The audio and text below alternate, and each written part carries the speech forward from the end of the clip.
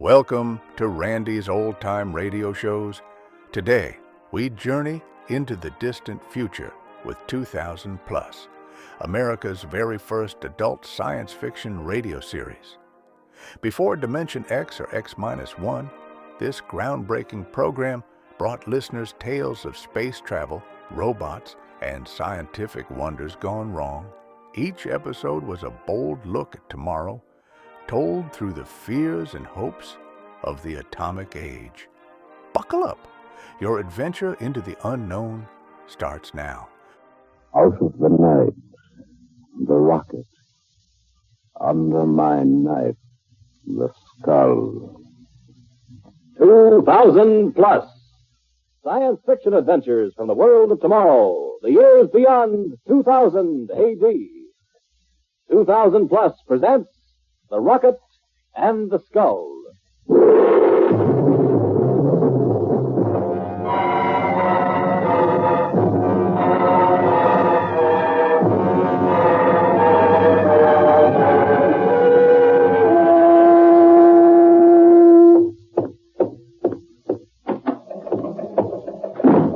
Lieutenant, have you heard from Colonel Bradbury yet? No, sir. I've been trying to for 10 minutes. We'll try again. Yes, sir.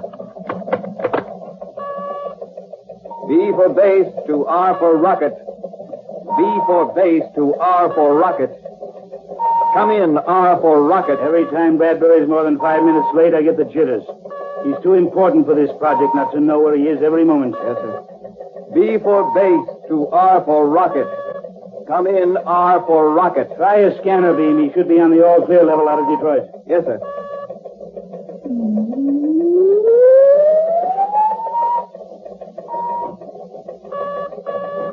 B for base to R for rocket.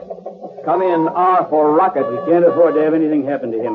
The first experiment is being conducted tomorrow morning. Bradbury's the only man who knows every step of the routine. B for base to R for rocket. Come in, R for rocket. You're not getting him. Cut the scanner and return to standard beam. Yes, sir. Come in, R for rocket. He should have left an hour earlier, and he could have taken a scheduled flight.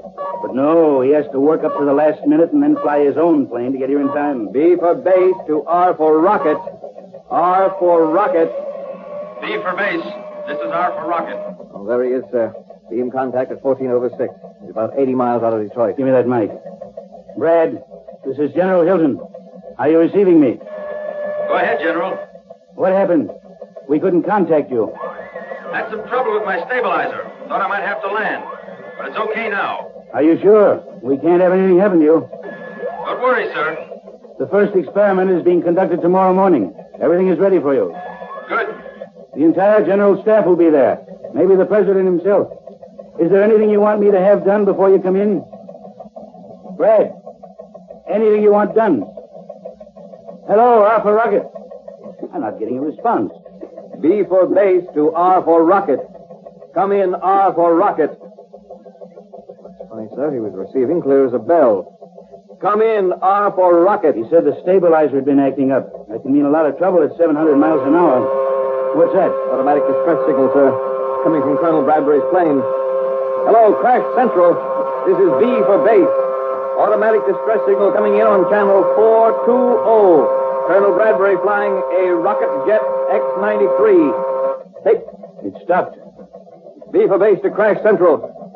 Automatic signal cease to register at beam contact 16 over 8. Carry out emergency crash procedures. Repeat. Colonel Bradbury's rocket jet X-93 has crashed on beam position 16 over 8. Check out.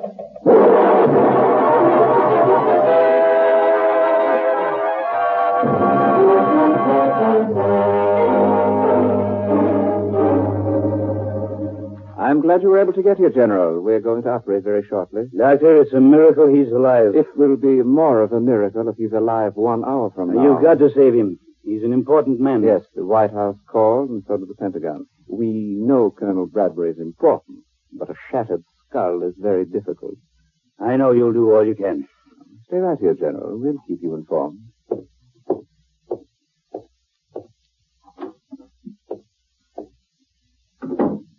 Well, it's out of our hands. I have the report from Crash Central, sir. Well? A Apparently, Colonel Bradbury used the catapult parachute just before the plane crashed. Otherwise, he would have been killed instantly. When he was catapulted up, his chute didn't open. He fell into a group of trees. Poor Brad. It might have been better if he'd stayed in the ship. You heard what the doctor said? Yes, sir. A shattered skull. The one brain we need to carry out the experiment tomorrow, and this is what happened. Probe. Clamp. Sponge. Scalpel. Mark eyebrow, nurse. Clamps. Systolic, 80 over 40. Patient thinking, sir. More oxygen. Yes, sir. Patient responding, sir. Good. Scalpel. Sponge. Clamps. I'm completely out, Lieutenant. Have you a cigarette? Yes, sir. Here you are. Thanks. Oh, this waiting. Waiting. It's been more than an hour. Brain surgery is very delicate, sir. May take another hour, or even more. You carried out my orders to postpone the experiment? Yes, sir, until further notice. If Brad doesn't live, we'll have to start another man all over. May set the project back a year, and the year could be dangerous. Oh, you look surprised, Lieutenant. You don't know what this experiment's all about, do you? Well, I see the code name for it on the paper, sir, but it never has a description. After all, it's marked top secret. Maybe it's about time you were told. With Brad upstairs hanging on to life by a thread, I'm going to need a bright young man to give me some important assistance. You've come through with pretty good colors these last many hours. Thank you, sir. Well, we'll talk more about it in a little while. Right now, I'm going to stretch out and try to rest. I'm about done in. If I hear anything, I'll awaken you, sir. I don't expect I'll sleep. Not with the fate of the world depending on a surgeon's knife upstairs in the operating room. Sponge. Clamp. Adjust the light, nurse. Scalpel. Probe.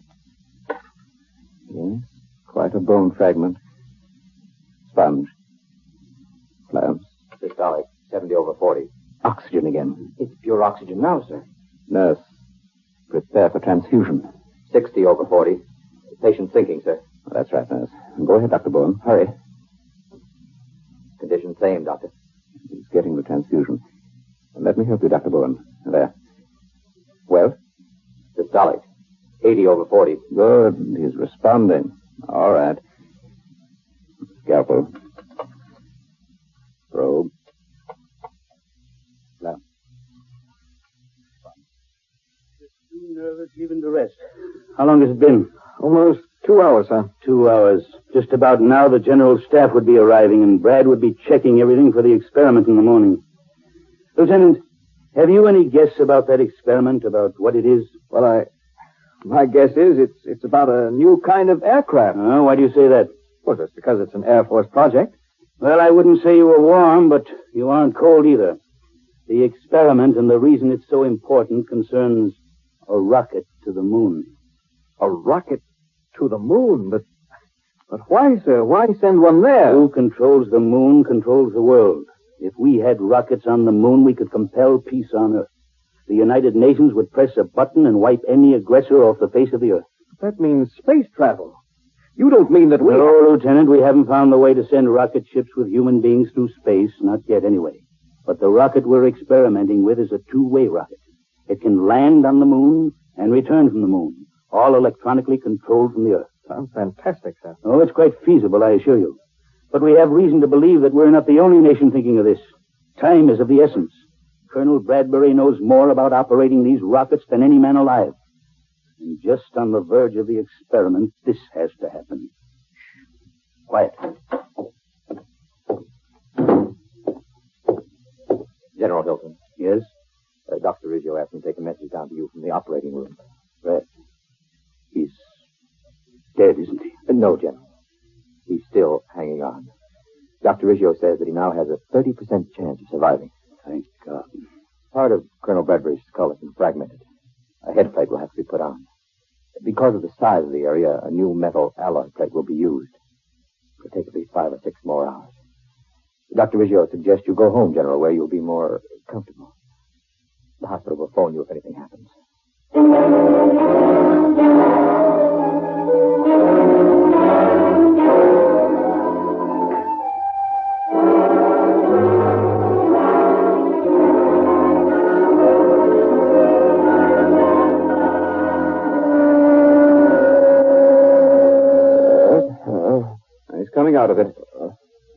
Bradbury, can you hear me?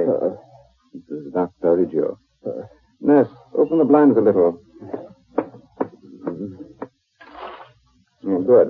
Now ease his back with the pillow. I'll hold him. I'm fine, thank you. 10 days since the operation, and he's just now coming out of it. He's a strong man.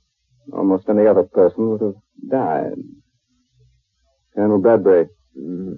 Colonel Bradbury, can you hear me? The base. Rocket. R. For rocket. He's beginning to talk. Nurse, have Dr. Keyes come in at once. Stabilizer off. R. For rocket. General Hilton. Wrong. Something wrong. It's all right, Colonel. Take it easy. You called for me. The nurse said he was coming out of it. He's talking erratically. Typical stuff. Rocket. B base. That sort of thing. Well, it's technical jargon. Air Force lingo. Mars. Martians. Mars? Martian? They use all sorts of code names. Mars is probably one of them. I think in about 48 hours he ought to be out of shock completely. We can call General Hilton. Tell him to come over the day after tomorrow. Now, take it easy, Colonel. 6 months, and you ought to be in pretty good shape. Nurse, keep him comfortable. Dr. Keyes and I will leave now. Rocket. Stabilizer off. Wrong. Something wrong. Must call General. Call General Hilton. Mars. Martians. Mars.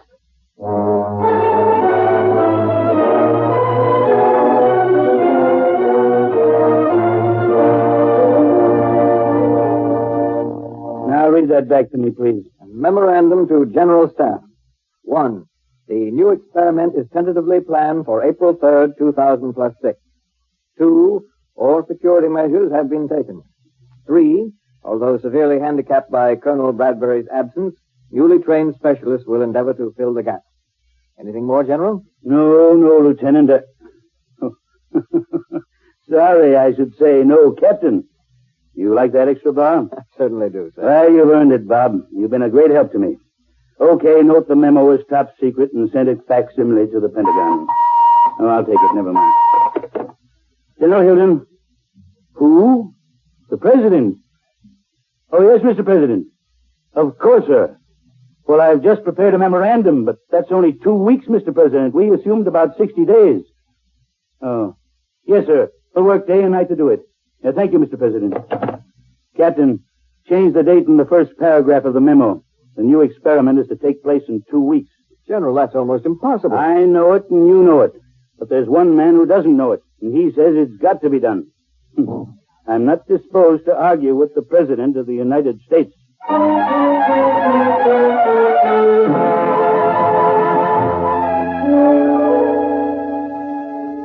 I'd like to double-check some of my notes on Colonel Bradbury with you. Of course, Doctor. Now, this afternoon, the General's coming to see him. But Colonel Bradbury needs months of convalescence. And he's not too lucid. Now, that's the point. He's not too lucid, but weak as he is, he talks normally for a while, makes sense, and then that strange reaction sets in.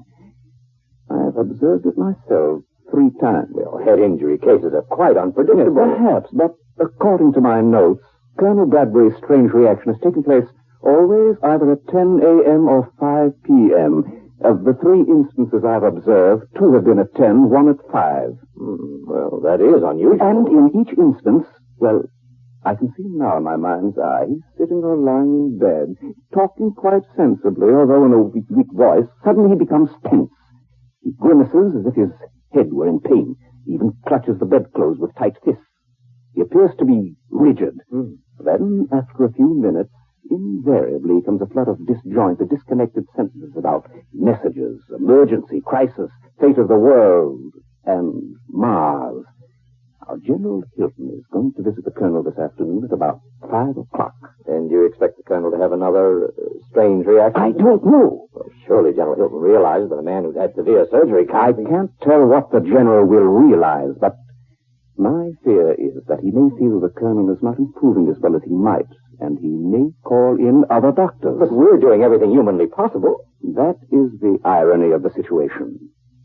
I could have killed the colonel in surgery. It would have been very easy. But where important government officials are concerned, I get worried. If we ever were investigated carefully, they might find out who you and I really are. And that would be dangerous. Very dangerous indeed.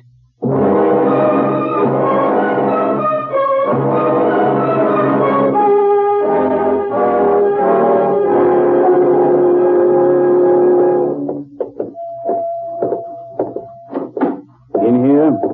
Thank you, nurse.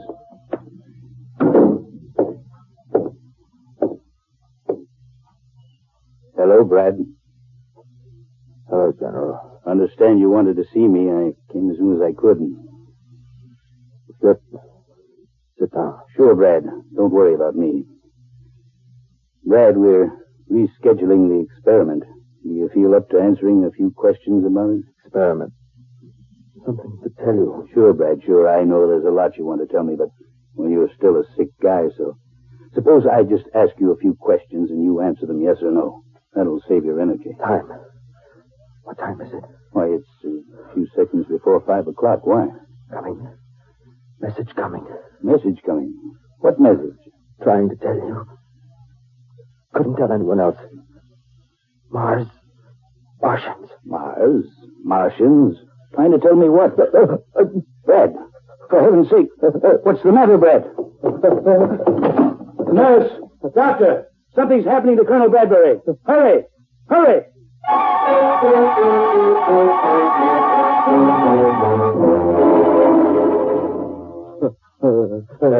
Colonel.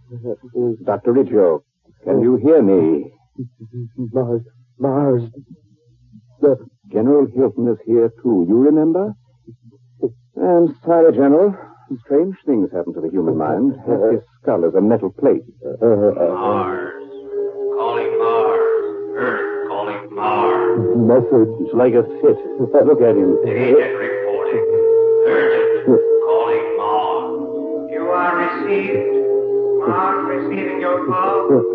Proceed. Colonel Bradbury. Colonel. The nurse will try a hypo. Get one for me, please. Rocket to moon experiment will take place in 12 Earth days. Experiment. Certain? Insight to Colonel Bradbury was to a postponed project indefinitely. Thank you, nurse. Now I'll inject. There. You should relax in a moment. Bradbury incapacitated. Government has ordered experiment to proceed. Here are your further orders. The experiment must fail. You are to be certain that all steps are taken. There. The hypo has released his tension. He'll sleep now. Be all right when he awakens. Yes, but what happened to him, Doctor?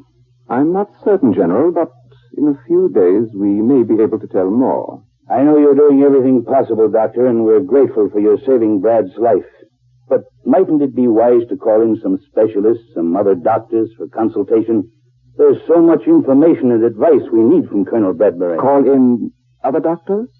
Well, General, I don't know that that's necessary. It was so strange watching him, almost as if he were listening to something. You know, now that I think of it, he did say something about a message.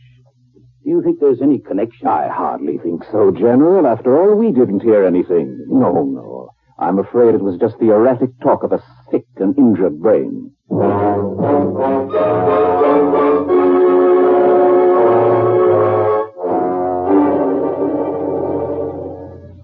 General, you really went through an experience watching the colonel like that. Captain, he was almost in a fit. Had some crazy idea he was getting messages.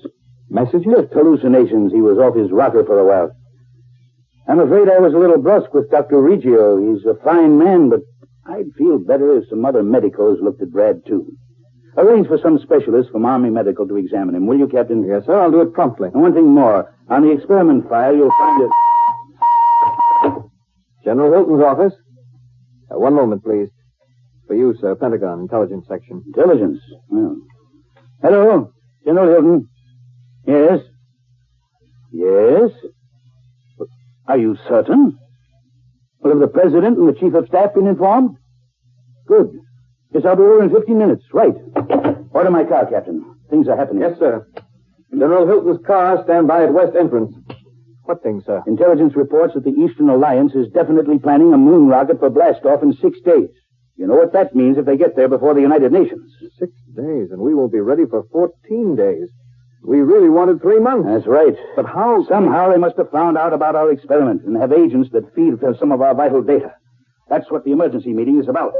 Well, your car's ready, General. Good luck. We're going to need it, Captain. We're going to need it.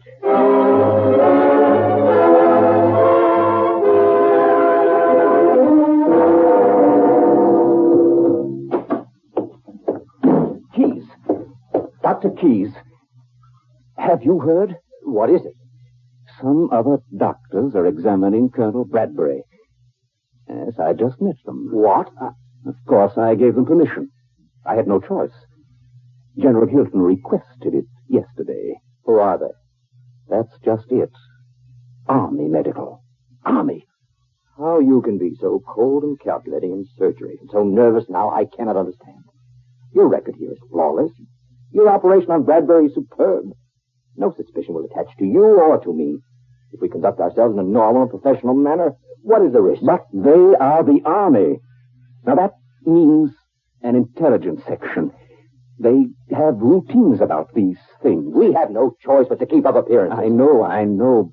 But if they ever find out that we are the agents of the Eastern Alliance, that we have masterminded the theft of certain moon rocket data, they will be ruthless, Dr. Keys.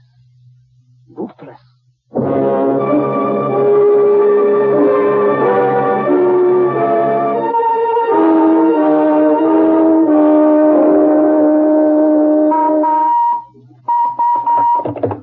General Hilton's office. Oh, I'm sorry, the General isn't here. This is his aide. No, sir, I don't know when he'll return. I suggest you place the information on our private facsimile line in code. Our extension is 83. I'll then give the papers to the General when he arrives. Yes, sir, I'll turn the facsimile line on now, sir. We can receive it at once. Thank you.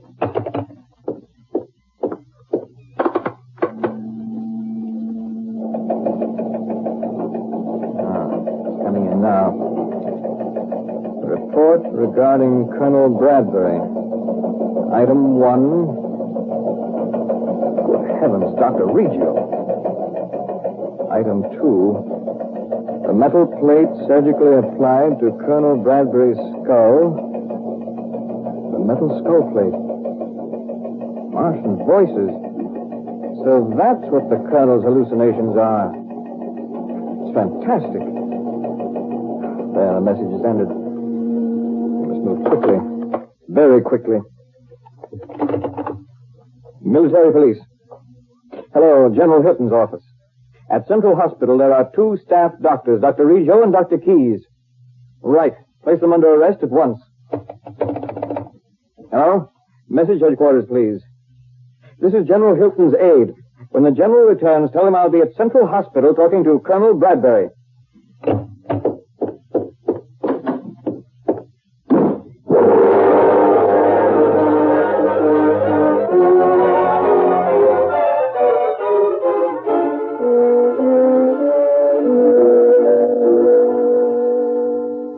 Colonel, I'm the General's aide.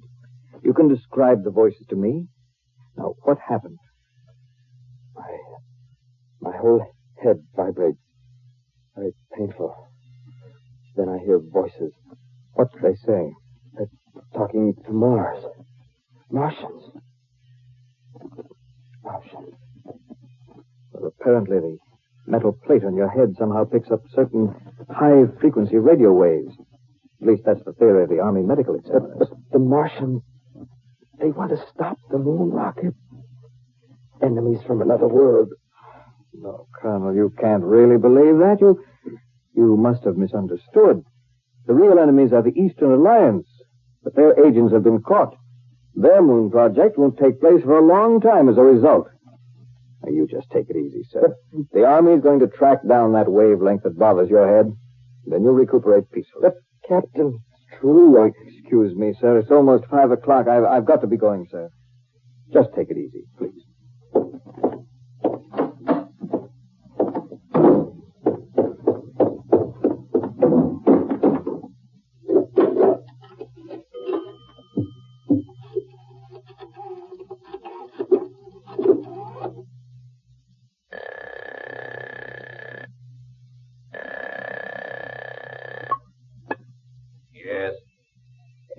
3. 3, 8, 9, 1. 1, 9. Kronos, Kronos is 6, 4, 3. your code is correct. Go ahead. Do not send the message to Mars on the regular wavelength at 5 o'clock. Hereafter use the alternate wavelength. I will submit a report explaining how our communications were discovered. But you can report this. The Eastern Alliance agents have been captured by the Americans. This reduces the chances of the Earth sending a moon rocket from 2 to only 1. I will see to it that that 1 does not succeed. Are you positive you can execute this plan? Without question. Go on. You may report to my superiors on Mars that their observation base on the moon is safe from discovery. Mars will continue to be the only planet controlling outer space. That is all. It shall be reported.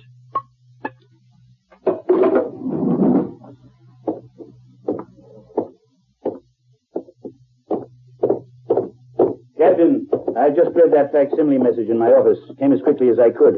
Now, what on earth is happening? Nothing on Earth is happening, General. What are you talking about? Why, I mean, everything's all right now, sir, isn't it? The Eastern Alliance has been taken care of, and there's reason to believe Colonel Bradbury's weird hallucinations won't recur anymore. Oh, those are the two best pieces of news I've heard all day. Captain, I don't know what I'd do without you. Thank you, sir. I just try to do the best I can for my country.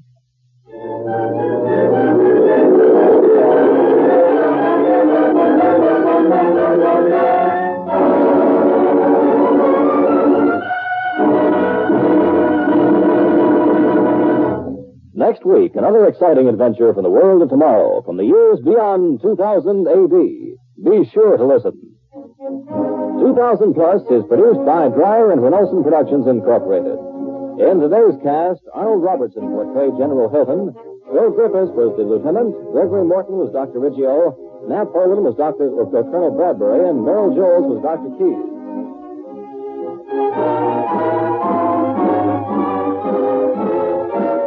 The orchestra was conducted by Emerson Buckley, music composed by Elliot Jacoby. Sound, Walt Shaver and Adrian Penner. Engineer, Bob Aldrich. This is Ken Marvin speaking. The feature was transcribed.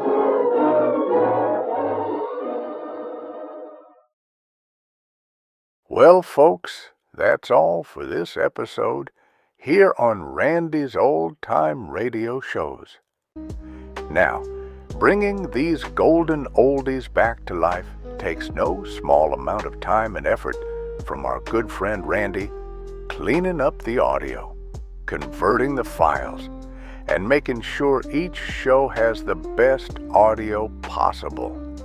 If you've enjoyed the program and you'd like to help keep these classics on the airwaves night after night, why not consider a small donation? Every penny goes straight to supporting Randy's work and helping this channel stay on the air. You'll find the links down in the description below. And for those of you kind souls who've already given, Randy tips his fedora to you. Your support truly keeps this old radio spirit alive. Thanks ever so much. And until next time, keep those dials tuned and keep the memories rolling.